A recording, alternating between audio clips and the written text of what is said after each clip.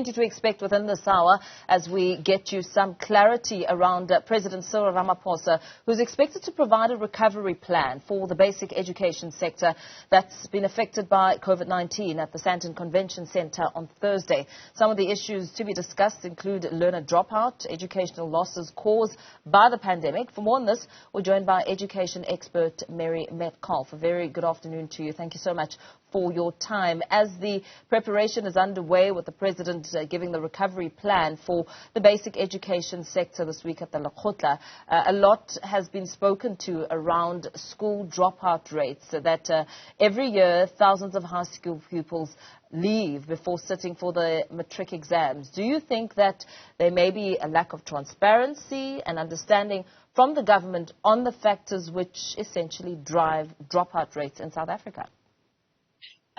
I certainly don't think that there's a lack of transparency.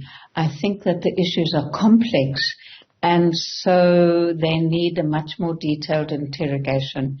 Dropout is a problem in South Africa because we only have, let's say, roughly 50% of learners of a particular cohort who actually, in the end, succeed in matric. What happens to the ones who don't make matric is they leave school often from grade 10 and onwards, when they begin to lose hope that they're going to succeed. There's multiple reasons for why learners lose hope, so you can follow up if there's time for that. But before grade 10, dropout is minimal. Education is compulsory until the end of grade 9 or until the age of 16. It's very few learners who drop out before then. In terms of transparency, I think we're very lucky because we've got several sources of data. We've got the household survey, which is run by Stats SA and goes into homes to look at who's at school, who's not at school, and that gives us some of our most accurate dropout data. There's also the information available within the DBE, some of which the DG shares. And then we also have the civil society sector researching. There's a wonderful campaign called Zero Dropout, which looks in detail at the reasons for dropout and makes very useful suggestions about what we can do about it. So after missing 2 years of physical schooling as a result of COVID-19, some learners who didn't have access to any of the educational resources during the lockdown have fallen behind. And when it comes to some of the mechanisms that need to be put in place, where do you think they need to go, and which areas need to be prioritized to better equip learners?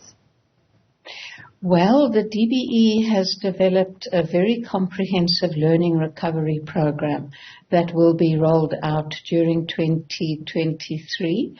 And one of the key issues for me is to understand that many learners didn't have an opportunity to learn, and as you've indicated, much of this was learners who are not able to learn at home. They don't necessarily have the structure, people available within the home to support him, and definitely not the tools, the Wi-Fi, the devices to be able to learn online. So the Learning Recovery Program is focused on how we can support teachers in the classroom, not only in the final years of schooling where the pressure is on to pass the National Senior Certificate, but we need to understand that learning loss was all the way down to grade 1. So there have been studies. The Western Cape did a systemic evaluation of grades 3 and 6 and 9, and they showed that in 2021, learners were as much as 40 to 70% behind in languages, and even more in maths. The DBE runs an early grade reading study, and the early grade reading study in Eastern Cape and Mpumalanga Northwest also showed massive loss in early reading and early number. So we need to understand the learning recovery period as not just being a quick few topics that you missed, but particularly in the early years, we have to address the backlogs in terms of acquiring reading skills, particularly in the home language, and preparing for the transition to grade 4. So the learning recovery period is going to depend on the needs of the learners, how they were affected differentially, and the long-term rebuilding of what was lost in terms of numeracy and literacy. You say that, going back to the conversation around the dropout rate, you say that learners lose hope and we start to see the decline from around grade 10 onwards. How does the education sector begin to now equip learners with the knowledge and the skills for a changing world? Because the important issue of whether all learners who enter the basic education system are able to follow the educational paths that best suit them and their personal aspirations, I mean, that in itself cannot be ignored.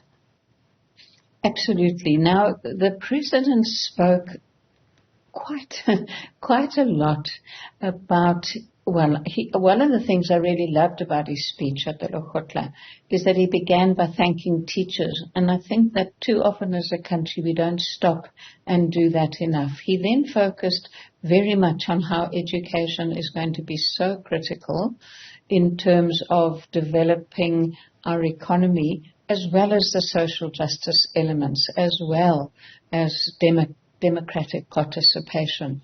So he spoke about the three-stream model, and what the DBE is piloting are some occupational and technical subjects in schools. So, for example, there are subjects such as agricultural sciences, mechanical technology, mechanical, electrical and civil technology, bricklaying, plastering, that are being trialed in DBE schools, and the exams were written in those subjects. Now that is intended in terms of his speech to address some of the challenges we face in terms of youth transitions into employment.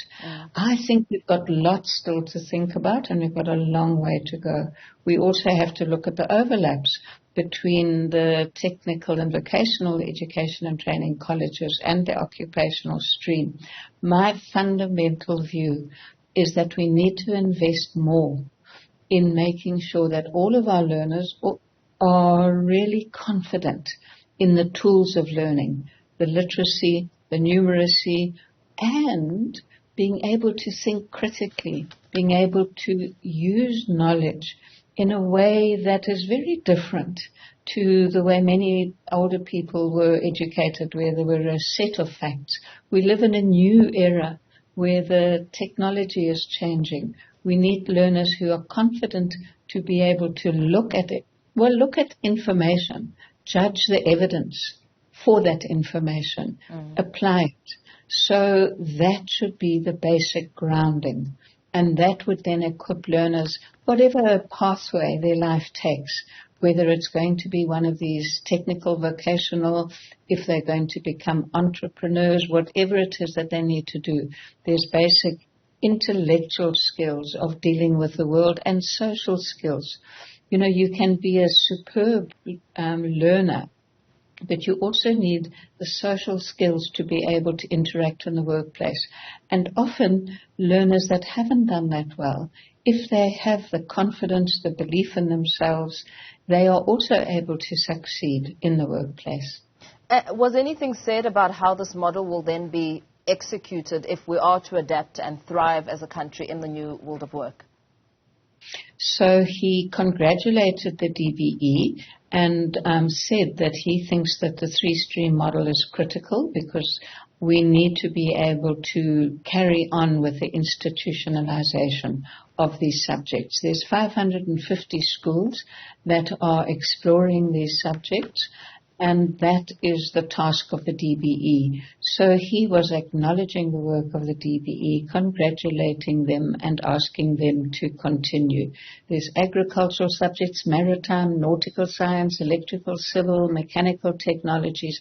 But for me, we need to be able to have adaptable learners who are able to understand concepts that will then be applied with real understanding as the workplace changes and technology changes. He stressed that because he's so concerned about the high level of unemployed youth. Very well. Thank you so much. Thanks for talking to us about that. The education expert, Mary Metcalfe, speaking there about some of the points that were raised around the education, the khutla, and the utterances of President Cyril Ramaphosa.